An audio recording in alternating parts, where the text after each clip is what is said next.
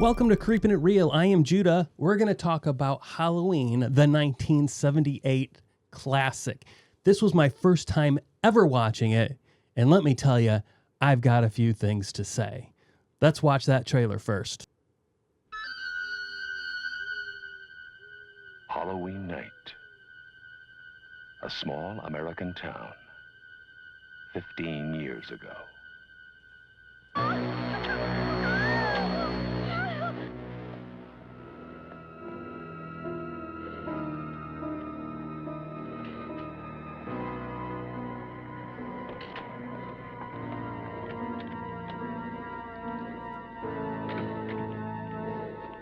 Michael? I had no clue, being that I had never watched this before, that this started off with like the origin of Myers. I had no idea that they ever dove into him being a child. I didn't know that's where it started. And to me, that was a little revealing. At the same time, it's pretty frustrating for the reasoning of the murder. It doesn't make a whole lot of sense. But there we go. And then here, when this nurse is in this car, right there. I think he'll come back. There is no way that he was going to be able to just smack that window like that, especially with the leverage that he had, and crack that window. Impossible. Those are just some things that really annoyed me. Exploring uncharted territory. Totally charted. Just talk. Sure. The only reason she babysits is to have Halloween.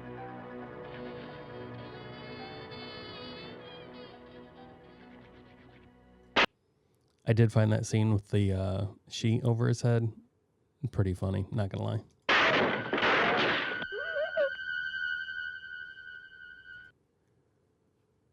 The fact that he took the time to lug that heavy tombstone and put it here just to make some kind of weird point. Good on you, Mike. That was commitment. So as far as the writing goes, that kind of stupid, but as far as Mike Meyer goes, commitment, man.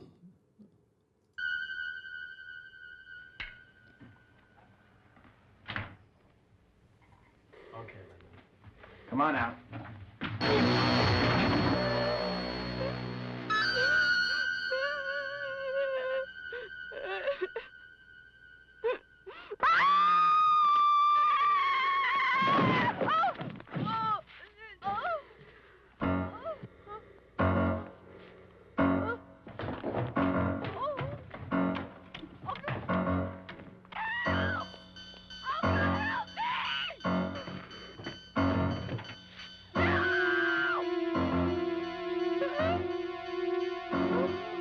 This trailer feels like it goes on forever, and I'm ready for this trailer to be done.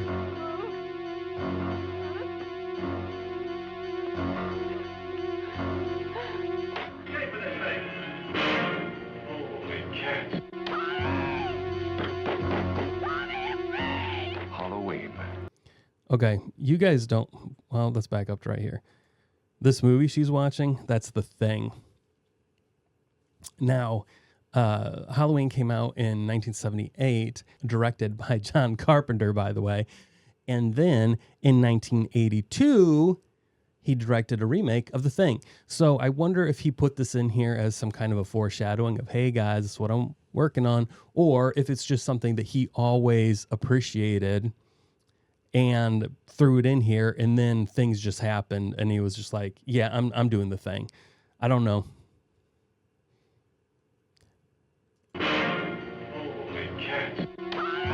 Okay, and here, this is so weird to me.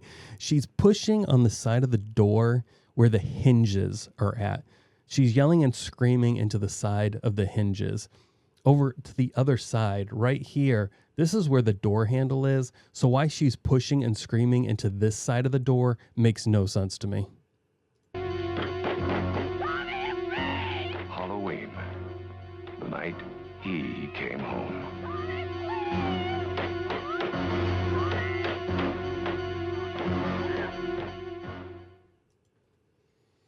There you have it.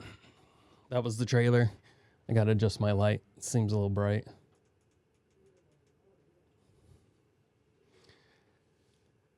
Let me say to you that I've mentioned before that I was raised in a Christian household.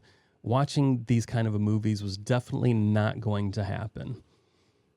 And I did not start watching horror movies until about 8 years ago. So I had a huge backlog of movies that I could dive into for the first time. But at the same time, slashers never did it for me. I've said it before.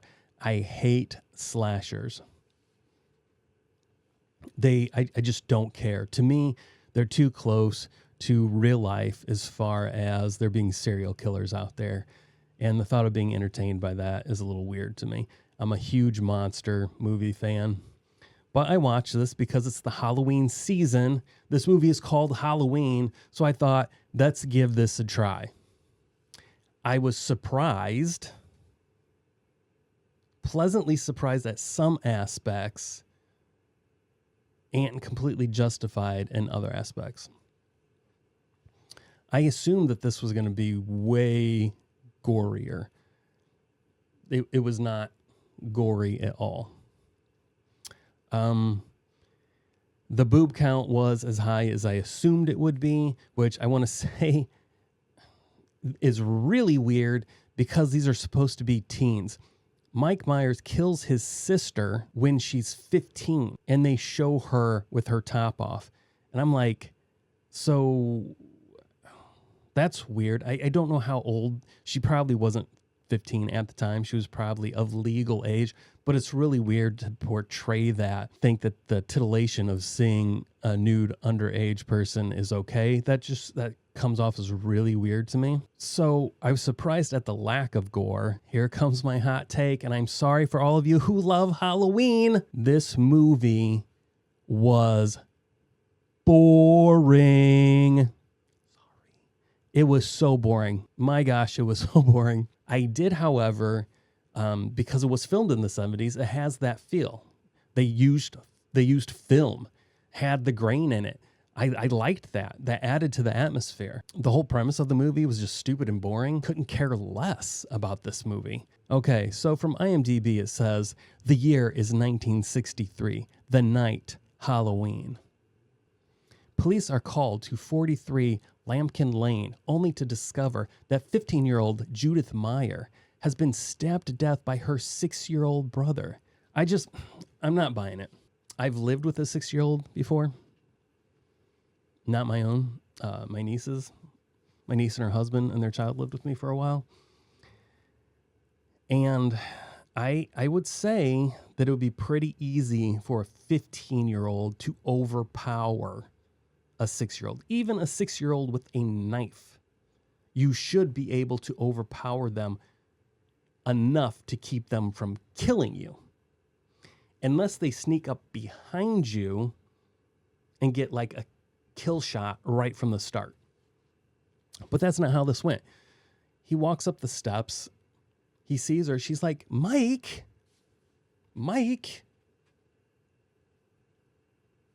Why are you in here? She had plenty of time to stop him.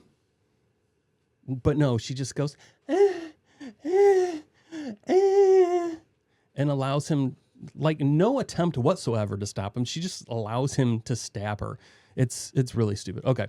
Michael, after being institutionalized for 15 years, Myers breaks out on the night before Halloween. No one knows nor wants to find out what will happen on October 31st, 1978. Besides Myers' psychiatrist, Dr. Loomis, he knows Michael is coming back to Haddonfield, but by the time the town realizes it, it'll be too late for many people. That's what the storyline is. That was written by, I don't know, somebody wrote that synopsis. I don't think that was the official synopsis. I would like to take the moment to show you something. Okay, the movie starts out with this chick, this teenage girl, 15, making out with her boyfriend, and somebody's scoping on him through the window.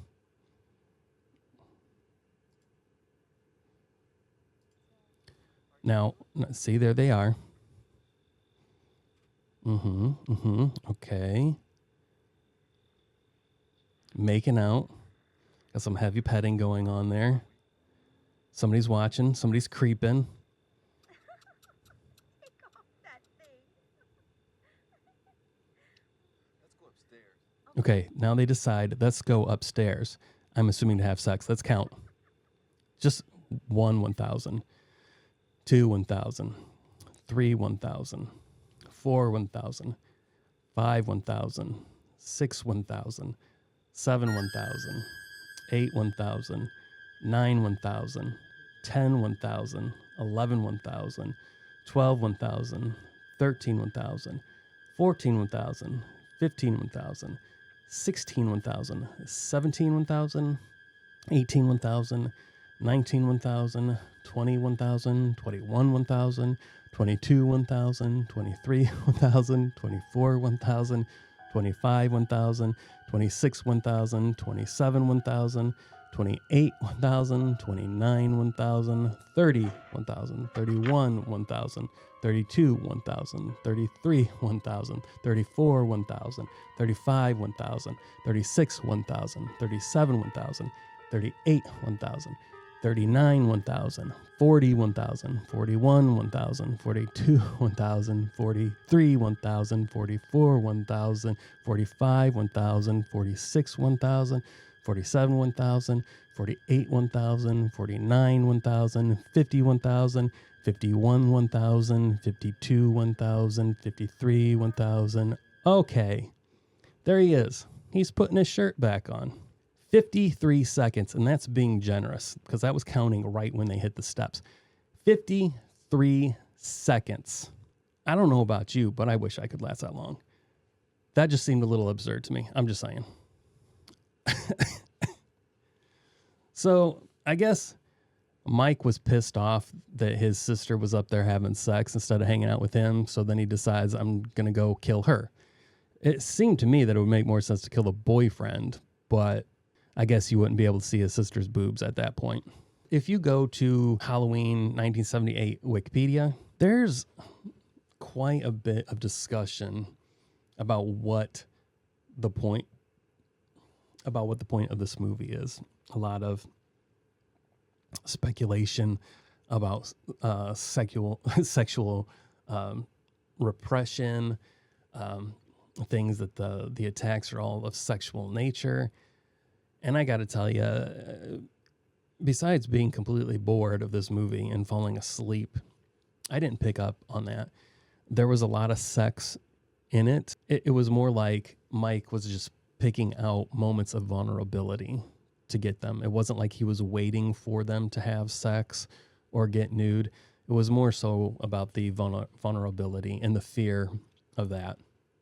But there's lots of people who have written, thesis and so forth about this kind of stuff, and it being some kind of morality statement, and John Carpenter being like, no, that wasn't it at all. Also, he kind of made some weird reference about how the virgin, who stabs Mike several times, uses a phallic symbol, and it was really like her repressed sexuality coming out. And I'm just like, wow, all of you are weird people. If everything around you has some kind of symbolism to sexuality, you guys have problems. That's just my personal opinion. I'd love to hear yours. I'm sure there's somebody out there who loves this movie, has watched it hundreds of times, and is maybe going to see this. They're going to downvote me to oblivion, but they're not going to leave any kind of comment letting me know, which is frustrating. If you got to downvote me, But if it's just because you don't agree with my opinion, that's pretty lame, honestly. I think I read that it's one of the highest grossing independent films ever. Again, that's like a good for you guys. You had a vision, you pulled it off. Pace listed it as the best slasher film of all time. Michael Myers was ranked the greatest slasher villain of all time. Library of Congress sees it as being culturally, historically, and aesthetically significant. I guess I don't see it. Part of me feels bad because I know this is beloved by a lot in the horror community. And I could see people being like, what, you only started watching horror movies 8 years ago? Yeah, just 8 years ago. But I'm still a fan, and this movie just doesn't do it for me. I don't care. The only thing, I giggled at the scene when Mike threw the sheet over his head. I thought that was a little funny. It made no sense within the idea of who he was and what it was he was up to. That made no sense whatsoever, but I giggled. And I giggled at the, beginning sequence when, the boy and the girl run up there and they have like this super quickie. I mean, how did they even, it was so fast. And again, I counted from them going up the steps. I should have counted from when the lights went off, but it would have been like a 20-second period. I mean, talk about premature ejaculation. I mean, holy crap. Did the dude even get his pants off? Insanity. It happens to the best of us, I guess. Would I recommend this to anybody? I wouldn't. I was bored. But I'm sure there's tons of you, like he said, the Library of Congress. Culturally and historically significant. So, I just one opinion here of a guy who started watching horror late in life, doesn't like slashers. So I'm probably not the best person, but if you're not a slasher fan, then you should definitely take my opinion that this movie is boring. But this is the real test for me. Would I watch this movie over Terrifier? Yes, 100 times yes. I would watch it again and again and again over that piece of garbage, Terrifier. Now, there's some other things in here that I did not realize that I think were kind of cool when reading about it.